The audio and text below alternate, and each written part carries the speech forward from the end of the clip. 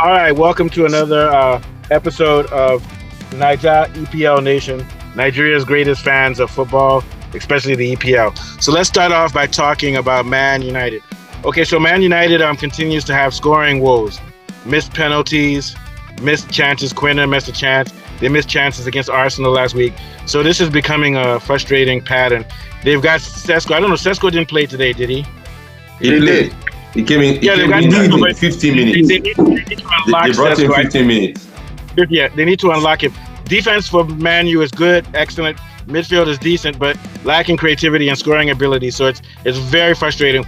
So we're going to start off with Kunle, who's the resident Man U expert. Give us a brief breakdown of what you think the problem is, how it can be solved, and what's your prognosis of this game? Yeah.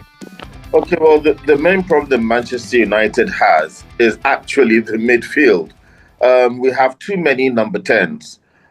We have Xerxes, Bruno, Ahmad, Mbuemo, Cunha, Mason Mount.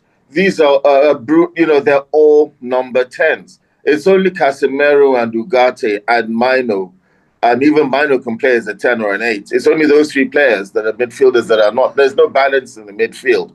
And the kind of player, you always need someone that wins the ball back. And Ugarte is struggling at the moment.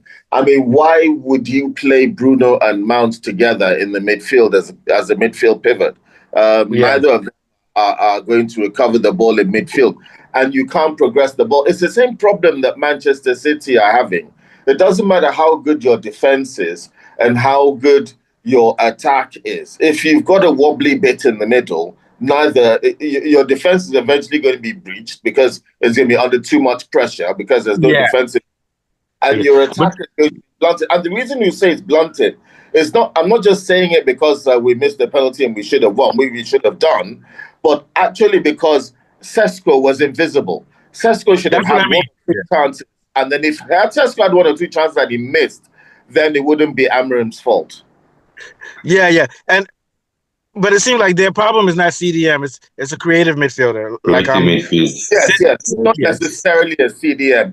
Amarim doesn't even really play with CDMs. He plays with midfielders who go up and down. He plays with players that can play in the pivots of an 8 or a 6, but they do both jobs. Unless he moves Sesko into the midfield a little bit, because Sesko can make runs on his own too. But that's too much work to ask Sesko to do, man. It's crazy.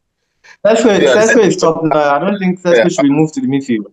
No, not move to the midfield, but he needs to start his runs from there. He needs to go back. Drift into the midfield a little. Yeah. Drift, that's what I mean, drift. With Manchester United, you can't win a football match with a team of number 10s. Yeah, that's what I meant. I didn't mean turn him to a midfielder, but he's going to have to drift. But then I can't really blame these guys because it's very difficult to find players. So they need to figure out some way to become more creative. What are your thoughts, Mr. Said? Yeah, on the Man U game, I think Amorim is trying some new tactics trying to fit in. Yeah, experimenting. Exactly, that's the right word. They're doing okay the past 2 weeks. Him playing Ahmad at 3, I don't understand. Like somebody who is supposed to be 11, and I don't know why he did not start Sesko. Sesko should have started that match. Oh, I understand the last match that he wants him to read the game or probably watch watch the others from the that's why. So, but this one he should have started him. What? He's not. I was surprised when I saw the game. I was at work. He's not fully fit. Yeah, he's not fully fit. That's why. Okay, he's not fully fit. Yeah, and also he still has to get used to a new team also and a new system.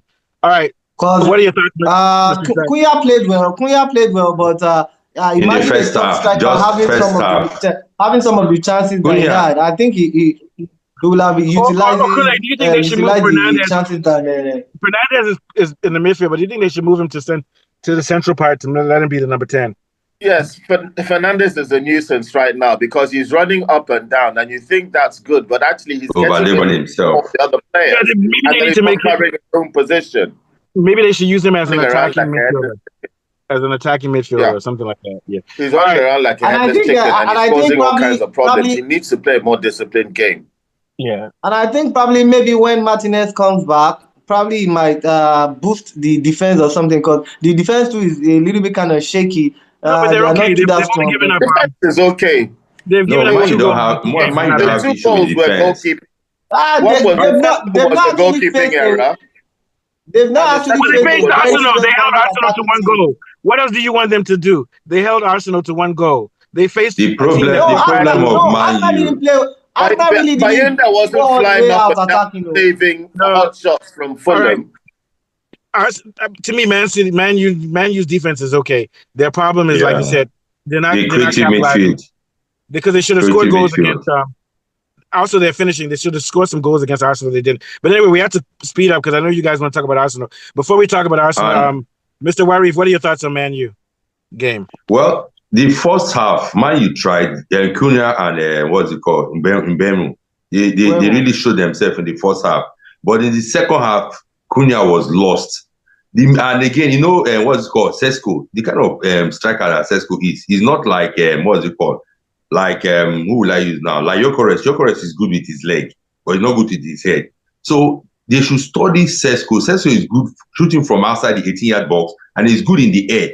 So, and again, what is it called? Amorim, the Man U coach, you need to study somebody that can study Acuna and Mbemu. If not, they will just be playing and no progress. They're not making progress that much. Yeah, but the defense is okay. I don't have issue with the defense. Then again, for what's it called, Bruno, I think the workload on Bruno is much. Much on him. The responsibility is just too much on him. And again, for the penalty that he missed, I'll blame him.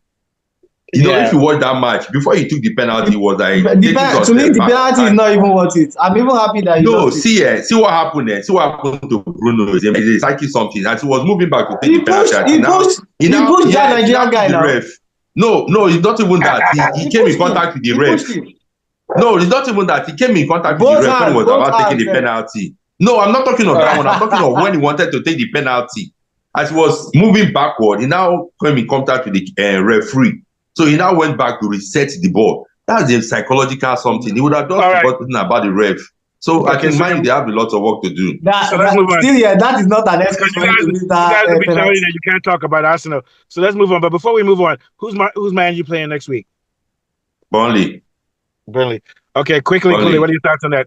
In 30 seconds, what are your thoughts on that matchup? Even Manchester United are on a form to get to like 8th position. Burnley are a good side. I would expect us to win, but that doesn't mean that I'm going to feel like, oh, we're super great or fantastic because we beat Burnley. But we should take 3 points from Burnley. And also, I think overall, we should be happy with the improvement of Man U because the kind of player that we need this year. Baliba of Brentford. That's an energetic midfielder. He's literally the cog that fixes the car. And we need a player like that. And we didn't get him. We need to sort out the goalkeeper. I understand that the reason why Onana is not being played is because we're getting a goalkeeper in from, I think, Antwerp or Belgium, some chap, Lamens. Okay. That's why the commentator said Onana is fit. Okay,